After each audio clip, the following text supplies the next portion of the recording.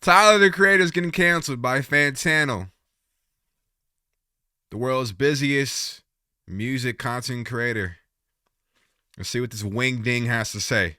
Hey everyone, Kurthany Plunk-Tano here, the internet's busiest music nerd, and Tyler the Creator is getting canceled. Oh my god, oh no, not Tyler the Creator. He's my favorite man. What music am I gonna listen to? I'm gonna let him get into what we probably have already heard. I've seen him getting canceled over previous tweets and him getting canceled over particularly starting a war within his audience between those that he called as Sun Dodgers and those that may have been not happy with his tweets in his past about dismissing black culture as a whole with the Black History Month and just tweets in general that seemed anti-black. And for him to get to a place in his life right now, because he put up the tweet in memoriam for the R&B singer D'Angelo, which is rest in paradise. It meant a lot to my family, my mom and my dad, my sister. It meant a lot to them. And he drew offense, or took offense, excuse me, by his audience not being on board with that tweet or not really caring about when he has to share his thoughts, his feelings, his emotions as it pertains to black culture. And I just got to say, where was y'all at? Are y'all new fans? Where was y'all at in 2010, 20? Like, he's been this way. I'm not going to go as far as to call him a raccoon or anything like that, but I think Tyler the Creator is driven to be kind of anti-popular culture given where he was. How Tyler came up in Los Angeles is that he was the outcast, right? Given that perspective and how he came up, I think he was just saying things to get an attention or getting a rise. I don't think he generally felt that way about black people, but you could disagree. You could disagree. So yeah, just in case you guys have not been on the internet for the past 48 hours or so, Tyler the Creator fans have been having a bit of a rough time, mostly because he is getting dragged left and right, not just for past statements and tweets that he's posted, lyrics that have turned up on older albums of his and his discography that, tended to run much edgier than the records he drops these days. I mean, have you seen some of those like old Odd Future bars? They were kind of... That was on Bastard. I believe that was on Bastard. If not Bastard, definitely Goblin. That's why I was saying, where were y'all at? I believe this is Bastard, though. Because I think this is also the record where he was talking about the Dom Kennedy line was like, maybe I should fucking, you know what I mean? Maybe I should do to get like Dom Kennedy, because he was not getting no love like the other LA artists were getting love, and he was not getting on no visibility. He was getting no visibility, and his only way in was through the blog era. Like early in 2009, 2010, the only way he was getting on is through the blogs if you're a rapper. Or World Star Hip Hop. Or if you knew somebody. And he had to get more edgier, more brash in order to get that attention without them really helping him in any shape or form. Like I said, I'm not excusing this. I'm just giving you context. Nuts. Anyway, it's very interesting to see a lot of this discourse unfold, because clearly there are at least some Tyler the Creator fans today who are maybe newer to him and his catalog, and as a result, they're just not really fully aware of the things he used to say and the lyrics he used to write. Either that, or they are now looking at that time period with more mature 2020 vision and thinking, hold on now, wait a second. I don't like that. I don't like that. And that's part of cancel culture, is that we clearly have seen Tyler grow past that, because at one point, because of those actions and those type of statements, he was banned from certain countries from performing, and that was hurting his pockets. So he had to evolve, he had to grow, he had to change. And he hasn't been that way, that particular artist, in a very long time. So we acknowledge that he's growing, but you still want to hold him to that same standard of 2010, even though he's telling you he's growing and evolving. Why pin him to that?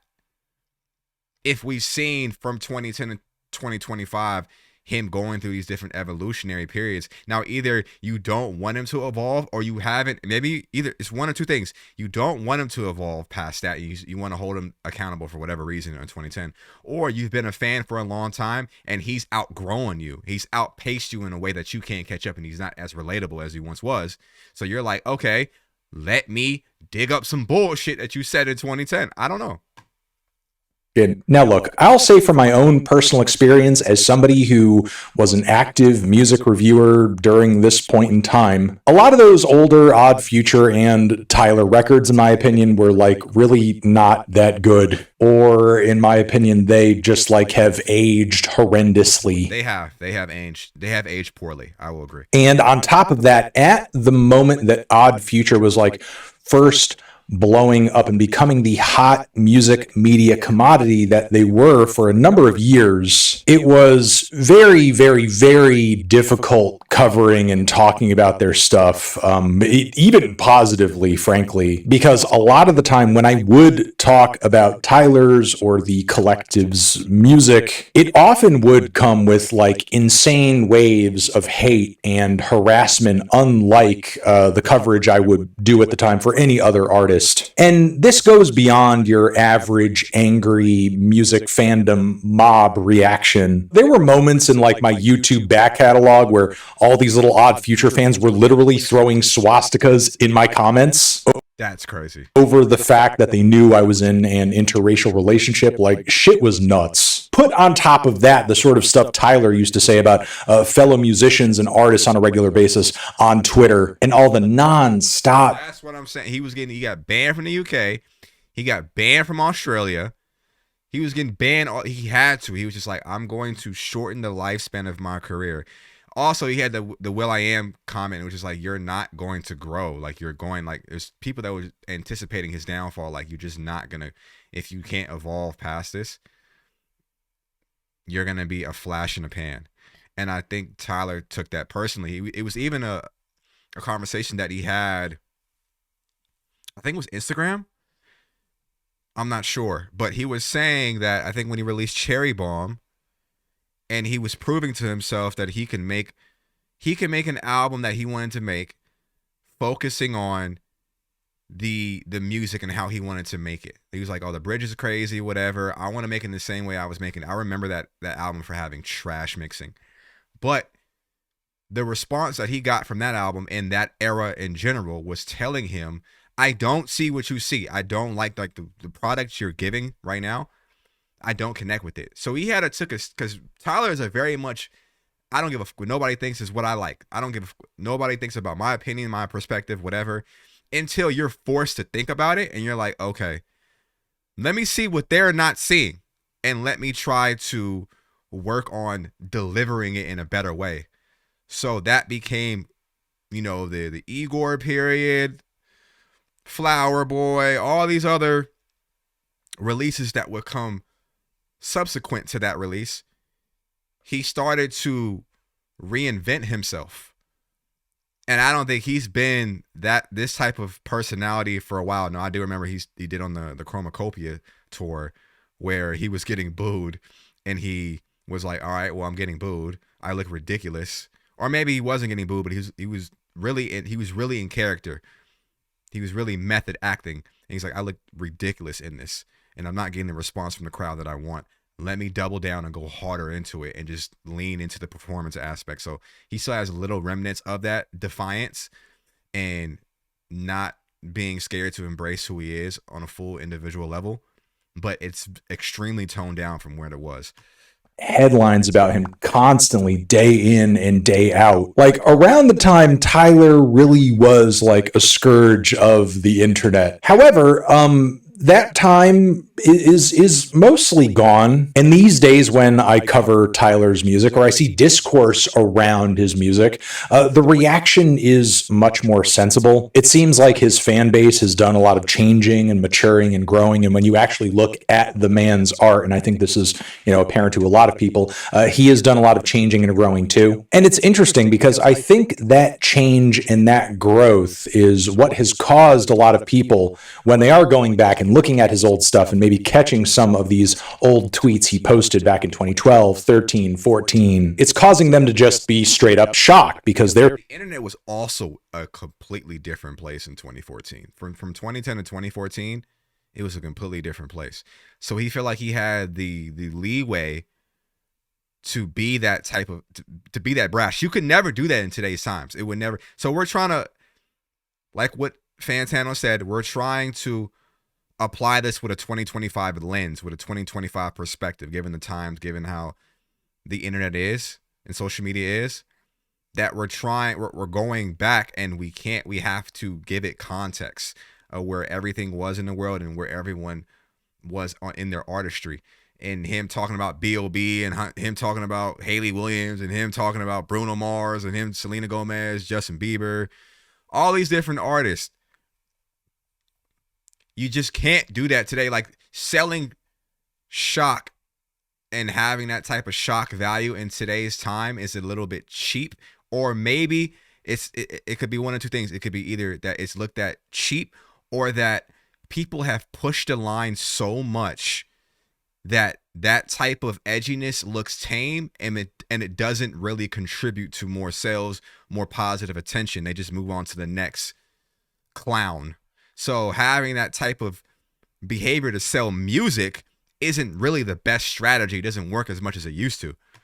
Thinking like, whoa, this is my favorite artist. This is one of my favorites right here saying this. This does not align with my perception of the person I am such a big fan of now. And I will admit, even as someone who has been covering Tyler and his music for a long time, there are some images and pieces of information like coming to light that I wasn't even aware of, because even though I was aware of Odd Future, I wasn't like in the Odd Future trenches like a fan. So to be honest, I was not, stumbling across photos of Tyler in what seems like Ku Klux Klan robes. And for a lot of people stumbling, I don't think I've even seen that across this discourse and sort of like, adding to this the fact that there were some offensive images that were incorporated in, early Odd Future merch and stuff like that. It's like all sending a very strange message at certain angles, not because the reappropriation and recontextualization of offensive symbols is wrong or inherently bad for an artist to do, but it's clear the implementation here actually lacks the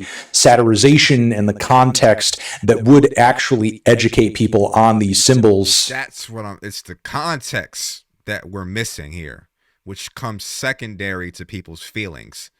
It always, people's own personal feelings and biases come first between context, which would give you the intel and the information to make a more informed decision on what was going on or what is currently going on.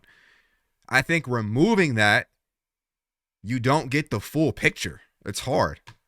In a way that actually communicates their history and their impact and their significance, instead of potentially desensitizing people to them. I'm not by any of this, especially as a white person. Let's rewind for a second, though, because seemingly a lot of this discourse is over a tweet, it appears. Not a tweet Tyler quote or retweet, but liked. And it says, Tyler's fan base hates black music despite Tyler himself having a very deep love and appreciation for it. The dude has Charlie Wilson, Erykah Badu, DJ Drama, etc. collaborations, and they still refuse to engage with black art on any meaningful level. Very cannibalistic.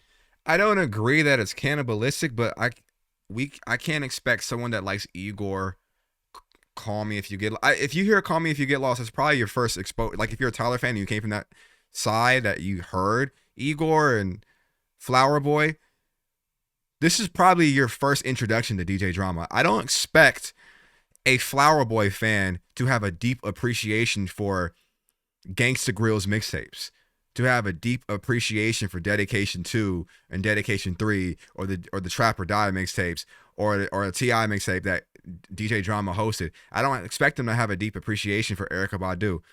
I don't expect them to have a deep appreciation for Charlie Wilson. Charlie Wilson is not even of our era. If if you don't have anybody that appreciated soul music or was alive for soul music, Charlie Wilson that's the 70s and 80s. That's like my dad's type of era. I don't expect that. I expect them to like the newer acts that Tyler may be creating with in this time span, right? Not to say that his fans don't appreciate black music at all, but they may not appreciate his amalgamation of what he's presenting as black culture by proxy of Tyler. What I mean by that, it was a little blurry. A lot of his fans are getting an introduction of black culture through Tyler, right? So Tyler is gonna wrap all this up, the Erykah Badu, the Tyler, the Pharrell, the Clips, all these influences, you know, the Charlie Wilson namingly, and wrap it all into one. And this is how Tyler is presenting it, right? They may like Tyler's presentation on it because they like Tyler. They like Tyler for Tyler, so they're going to check out anything Tyler does because they like Tyler. I'm not expected to like your influences because I like you. Now, I may go out and check it, but there's no way you can expect for me to have the same amount of appreciation for that as you do. You may have grown up on that. You may have been introduced that through your family members. There's no way for me to have that same type of connection. But that's my opinion.